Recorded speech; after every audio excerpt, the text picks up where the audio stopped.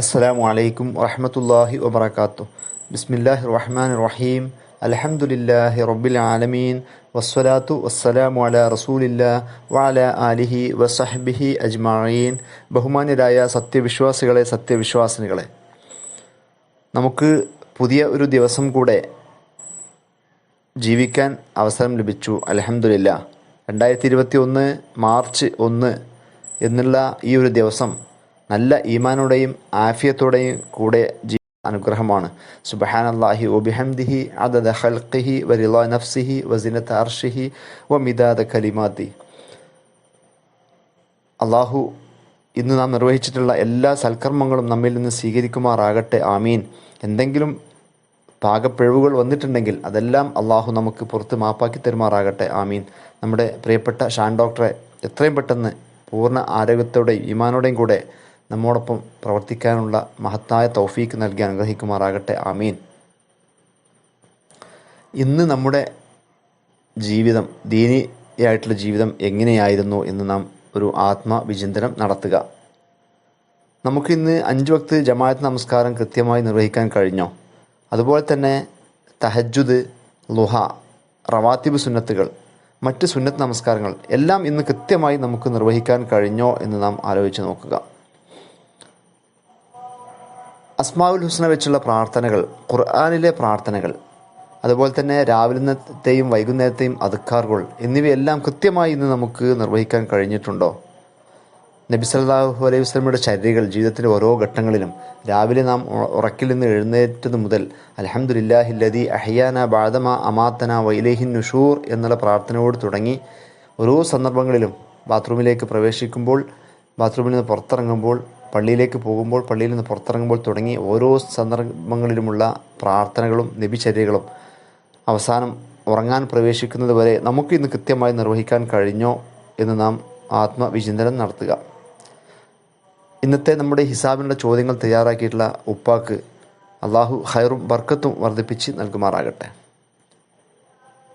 ഒന്നാമത്തെ ചോദ്യം, നബി സല്ലല്ലാഹു അലൈഹി വസല്ലമ പറയുകയുണ്ടായി, ഒരാൾ ഇഹത്തിൽ വെച്ച് കീർത്തിയുടെ വസ്ത്രം ധരിച്ചാൽ അള്ളാഹു പരലോക പുനരുദ്ധാന നാളിൽ അവനെ അപകീർത്തിയുടെ വസ്ത്രം ധരിപ്പിക്കുന്നതാണ്. ഇതിനർത്ഥം കീർത്തി നാം അർഹിക്കുന്നതിലപ്പുറമുള്ള കീർത്തി, ഫേമസ് നാം ആഗ്രഹിക്കാൻ പാടില്ല എന്നാണ്. അങ്ങനെ ആരെങ്കിലും ആഗ്രഹിച്ചു കഴിഞ്ഞാൽ പരലോകത്ത് അവനെ അപകീർത്തിയുടെ വസ്ത്രം ധരിപ്പിക്കും എന്നാണ് അള്ളാഹു പറയുന്നത്. അതേസമയത്ത് അള്ളാഹുവിൻ്റെ അനുഗ്രഹങ്ങൾ ജീവിതത്തിൽ നാം കാണിക്കുകയും വേണം. അതല്ലാതെ കീർത്തി ആഗ്രഹിച്ച് നടക്കുക എന്ന് പറയുന്നത് സത്യവിശ്വാസിക്ക് യോജിച്ചതല്ല.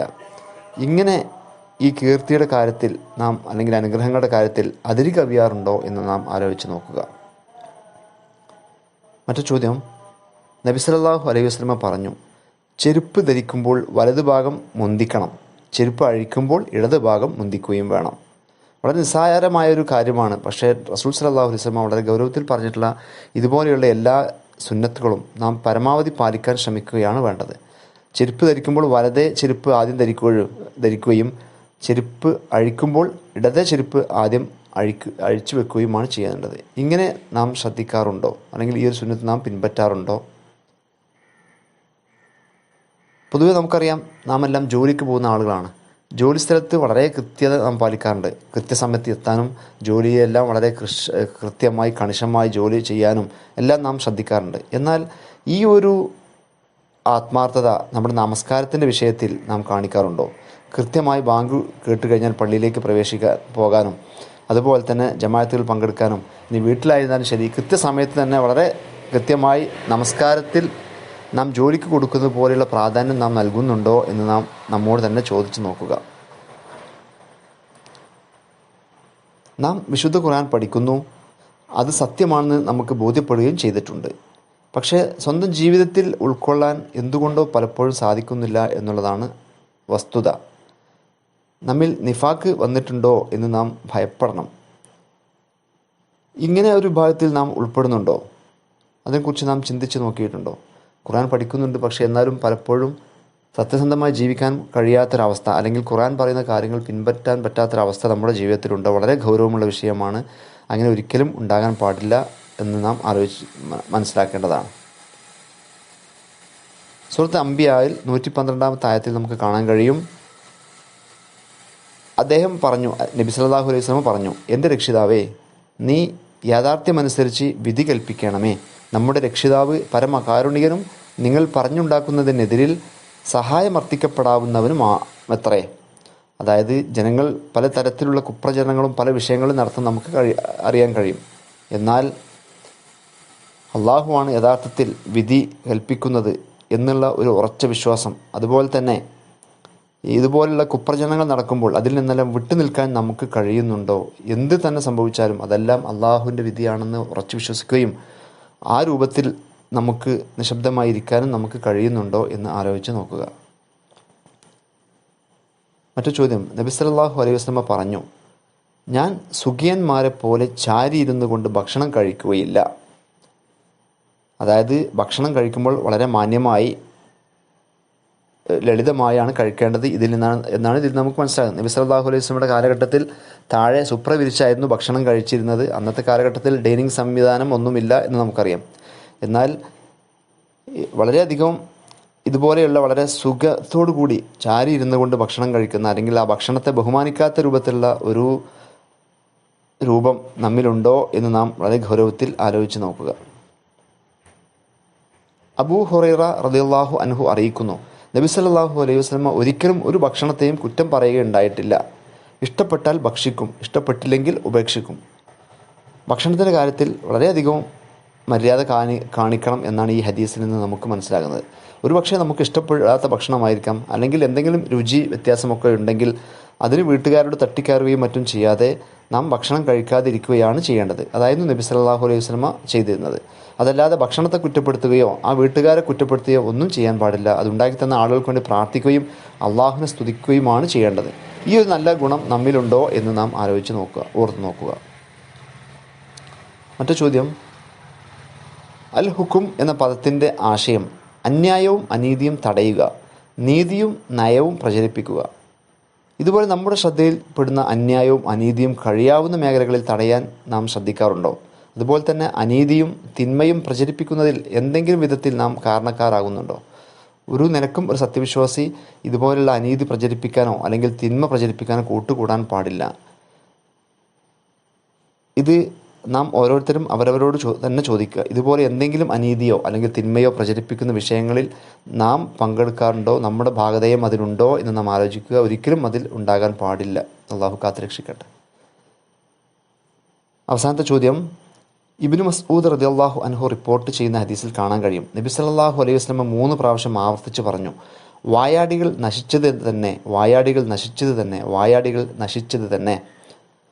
അതിൻ്റെ അടിക്കുറിപ്പായി നമുക്ക് കാണാൻ കഴിയും, യാതൊരു അതിരും നിയന്ത്രണവുമില്ലാതെ, അതായത് വായക്ക് യാതൊരു നിയന്ത്രണവുമില്ലാതെ വെറുതെ സംസാരിച്ചു കൊണ്ടിരിക്കുന്ന ആളുകളെക്കുറിച്ചാണ് ഇങ്ങനെ പറയുന്നത്. പറയുന്ന കാര്യത്തിൻ്റെ പ്രാധാന്യമോ ഗൗരവമോ ഒന്നും മനസ്സിലാക്കാതെ സംസാരിക്കുക, അതുപോലെ തന്നെ അവസരത്തിനൊത്ത് സംസാരിക്കാതിരിക്കുക, വായിൽ വന്നതൊക്കെ വിളിച്ചു പറയുക. ഈ ഒരു രൂപത്തിലുള്ള സ്വഭാവത്തെക്കുറിച്ചാണ് നബി സല്ലല്ലാഹു അലൈഹി വസല്ലം ഇവിടെ പറഞ്ഞത്. ഈ ഒരു ഗണത്തിൽ നാം ഉൾപ്പെടുന്നുണ്ടോ എന്ന് നാം ആലോചിച്ച് നോക്കുക. സംസാരിക്കുമ്പോൾ ആദ്യമായി നാം നമ്മോട് തന്നെ മനസ്സിൽ സംസാരിക്കുകയും അത് മറ്റുള്ളവരോട് പറയാൻ പറ്റുന്നതാണെങ്കിൽ മാത്രം പറയുക എന്നതാണ് സത്യവിശ്വാസിയുടെ നിലപാട്. ഇതുപോലെ വായിൽ തോന്നിയതെല്ലാം വിളിച്ചു പറയുന്ന ഒരു സ്വഭാവം നമ്മിലുണ്ടോ എന്ന് നാം ആലോചിച്ച് നോക്കുക. സംസാരം അള്ളാഹുവിൻ്റെ അതിമഹത്തായ അനുഗ്രഹമാണ്. അതുകൊണ്ട് തന്നെ വളരെ സൂക്ഷ്മതയോടും ശ്രദ്ധയോടും കൂടെ വേണം അത് ചെയ്യാൻ എന്നാണ് ഈ ഹദീസിൽ നിന്ന് നമുക്ക് മനസ്സിലാകുന്നത്. അള്ളാഹു കാത്തുരക്ഷിക്കുമാറാകട്ടെ. അൽഹംദുലില്ലാഹി വഹദ വസ്സലാത്തു വസ്സലാമു അലാ മൻ ലാ നബിയ്യ ബഅദ. അൽഹംദുലില്ലാഹി റബ്ബിൽ ആലമീൻ. അല്ലാഹുമ്മ സ്വല്ലി അലാ മുഹമ്മദ് വഅലാ ആലി മുഹമ്മദ് കമാ സ്വല്ലൈത അലാ ഇബ്രാഹീമ വഅലാ ആലി ഇബ്രാഹീം ഇന്നക ഹമീദും മജീദ്. അല്ലാഹുമ്മ ബാരിക് അലാ മുഹമ്മദിൻ വഅലാ ആലി മുഹമ്മദ് കമാ ബാറക്ത അലാ ഇബ്രാഹീമ വഅലാ ആലി ഇബ്രാഹീമ ഇന്നക ഹമീദും മജീദ്. റഹ്മാനായ റബ്ബെ, ഇതൊരു സൽക്കർമ്മമായി ഞങ്ങളിൽ നിന്ന് നീ സ്വീകരിക്കുമാറാകണമേ. കുറ്റമറ്റ രീതിയിൽ ഇബാദത്ത് നടത്താനുള്ള തൗഫീക്ക് ഞങ്ങൾക്ക് എല്ലാവർക്കും നൽകി അനുഗ്രഹിക്കുമാറാകണമേ. ഞങ്ങളുടെ പ്രിയപ്പെട്ട ഷാൻ ഡോക്ടറുടെ രോഗം വളരെ പെട്ടെന്ന് ഭേദമാക്കി ഞങ്ങളോടൊപ്പം ഒത്തുചേരാനുള്ള തൗഫീക്ക് നീ നൽകി അനുഗ്രഹിക്കുമാറാകണമേ. റഹ്മാനായ റബ്ബെ, ഞങ്ങളിൽ നിന്ന് വന്നു പോയിട്ടുള്ള ചെറുതും വലുതുമായ എല്ലാ പാപങ്ങളും നീ വിട്ടുപുറത്ത് മാപ്പാക്കി തരുമാറാകണമേ. റഹ്മാനായ റബ്ബെ, നാളെ പരലോകത്ത് ഞങ്ങളുടെ ഹിസാബ് ഇതുപോലെ വളരെ ലഘുവായതാക്കി തരയണമേ റഹ്മാനായ റബ്ബെ. ربنا لا تزغ قلوبنا بعد إذ هديتنا وهب لنا من لدنك رحمة إنك أنت الوهاب.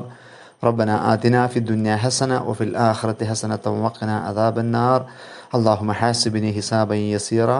آمين آمين آمين يا أرحم الراحمين. وآخر دعوانا أن الحمد لله رب العالمين. السلام عليكم ورحمة الله وبركاته.